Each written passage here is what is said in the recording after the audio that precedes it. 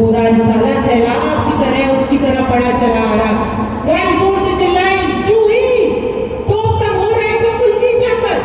जूही ने अपने साथियों की मदद से ठीक वैसा ही किया। रानी फिर दहाड़ी, जूही मार। जूही ने जबरदस्त धमाका किया। गोरा रिसाला पूरा का पूरा पिछ गया। अंग्रेजों की फौज की वो टुकड़ी पूरी की पूरी साफ हो गई। रानी घूम घूम कर अपने साथियों का हौसला बढ़ा रही थी, चिता जाके अपना तेज छिड़क रही थी। उस दिन अंग्रेज संख्या और शक्ति दोनों में ज्यादा थे, मगर रानी से पीछा नहीं कर पा रहे थे। रानी से हर मोर्चे पर हार रहे थे।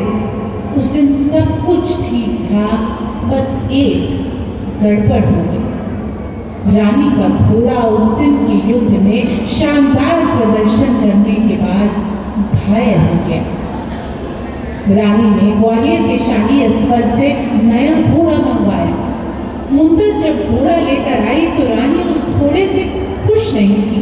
उन्हें घोड़ों की विलक्षण पहचान थी, मगर वक्त कम था और काम ज्यादा, इसलिए उसी घोड़े से आगे काम चलाया गया। 18 जून 1858 ग्वालियर की जंग, दूसरा और आखिरी दिन, शहादत का दिन, कयामत का दिन।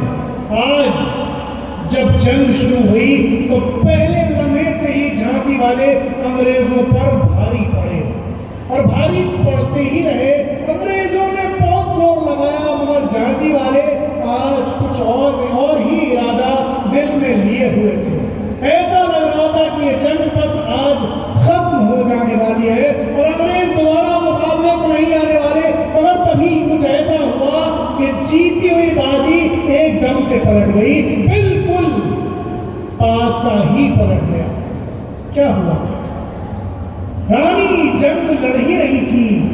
ऐन जंग के बीचों बीच कि उन्हें किसी ने खबर दी कि 2 मोर्चों से अंग्रेज किले के अंदर आ रहे हैं। अब ये खबर ऐसी थी कि रानी ने सुनी तो एक पल को सन्न रह गई, क्योंकि इस खबर का मतलब वो जानती थी। ये हुआ कैसे? हुआ दरअसल ये था कि जनरल ह्यूरोज पिछले काफी वक्त से इस कोशिश में लगा था कि ग्वालियर के वो सरदार, वो सिपाही जो रानी की तरफ मिल गए, किसी भी तरह उनमें से किसी को तोड़ लिया जाए, और आज वो इसमें कामयाब हो गया। नतीजे में अंग्रेज किले के अंदर आने लगे।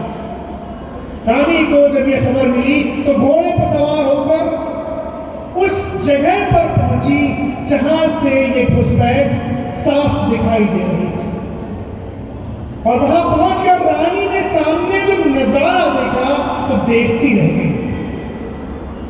दुश्मन क्या थे, सेना क्या थी, एक हुजूम था, एक महासागर था दुश्मनों का जो लहराता हुआ, उमड़ता घुमड़ता हुआ किले के जाने बढ़ता रहा था। रानी ने देखा तो समझ गई कि अब कोई चारा नहीं सिवाय इसके किले से बाहर निकलकर आमने सामने की लड़ाई लड़ी जाए।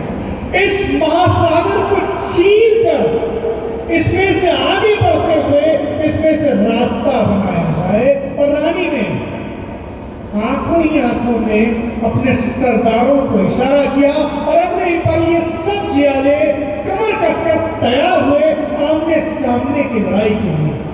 रानी और उनके साथी किले से बाहर निकले, और फिर बाहर निकलकर सामने से आती अंग्रेजी फौज से आमने सामने की लड़ाई लड़ी। और क्या खूब लड़ी, इस कदर लड़ी कि रानी खुद दुश्मनों को चीरती हुई आगे बढ़ रही थी, और उनके साथियों ने इस कदर उन्हें सुरक्षित रखा था कि पैदल पलटन, घुड़सवार दस्ता और उसके बाद लाल कुर्ती सवार, ये सब के सब रानी की हिफाजत में लगे हुए थे। जून की चिलचिलाती गर्मी, सख्त दोपहर में एक एक आदमी कटता रहा, गिरता रहा, और रानी पर आंच नहीं आने दी। उन्हें अपनी तलवार की छांव में रखा। रानी वो तो जैसे आज किसी और ही रंग में थी, किसी और ही रूप में थी। एक अंग्रेज फौजी जो रानी के साथ ग्वालियर की जंग के दूसरे दिन लड़ा था, उसने अपनी डायरी में लिखा है कि मैंने लक्ष्मीबाई को अपनी आंखों से लड़ाई लड़ते हुए देखा था। अपने घोड़े की पीठ पर सवार,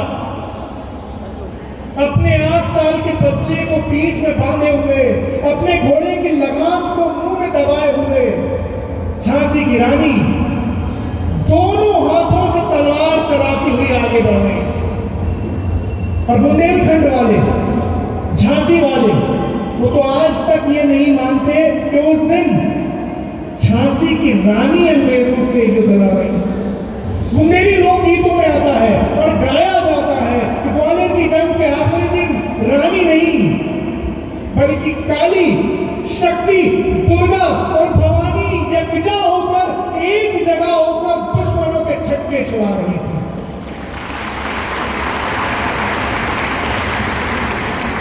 झांसी की रानी दुश्मनों को चीरती फाड़ती, दुश्मनों के उस महासागर में से रास्ता निकालती आगे बढ़ रही थी।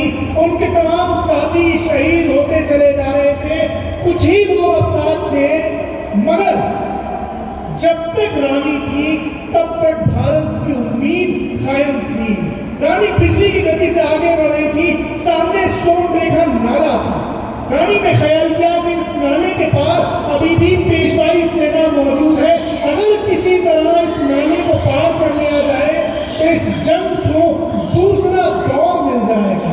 रानी ने अपने घोड़े की रफ्तार बढ़ाई और यूं लगा कि बस पलक झपकते नाला पार हो जाना है कि तभी एक गोली चली जो रानी की खास सहेली मुंदर के जा लगी। मुंदर जोर से चिल्लाई, भाई साहब मैं मरी। रानी ने रघुनाथ सिंह को इशारा किया, जाओ मुंदर के शव को संभालो। रानी जवाहर सिंह और बाकी लोगों के साथ अंग्रेजों से मोर्चा ले रही थी कि तभी एक और गोली चली। गोली रानी की जान पर जा लगी। खून का फव्वारा छूटा, मगर फिर भी रानी आगे बढ़ी। सोन रेखा नाला सामने था, नाला पार करते ही सारी मुश्किल हल हो जानी थी। मगर घोड़ा एक इंच भी नहीं हिला। रानी उसे पुचकारने लगी, उसे कुछ समझाने लगी, उसे कहने लगी, मगर घोड़ा नहीं हिला। दोनों पैर उठाकर खड़ा हो गया। इतने में ही 2 अंग्रेजी सवार पीछे से आगे आए। दोनों ने रानी पर वार किया। एक को रानी ने अपनी तलवार से काट दिया, मगर एक अपने वार में कामयाब हो गया। उसने रानी के सर पर वार किया। रानी के सिर का दायां हिस्सा गहरा कट गया, एक आंख बाहर निकल गई। रानी का सर चकरा रहा था, एक आंख बाहर निकली हुई पड़ी थी, खून के धारे बह रहे थे। मगर गौर से सुनिए कि ऐसे मौके पर भी उस वीरांगना ने क्या किया। खून में लथपथ होते हुए भी उस वीरांगना ने अपनी तलवार घुमाई और उस हमलावर को भी काट दिया।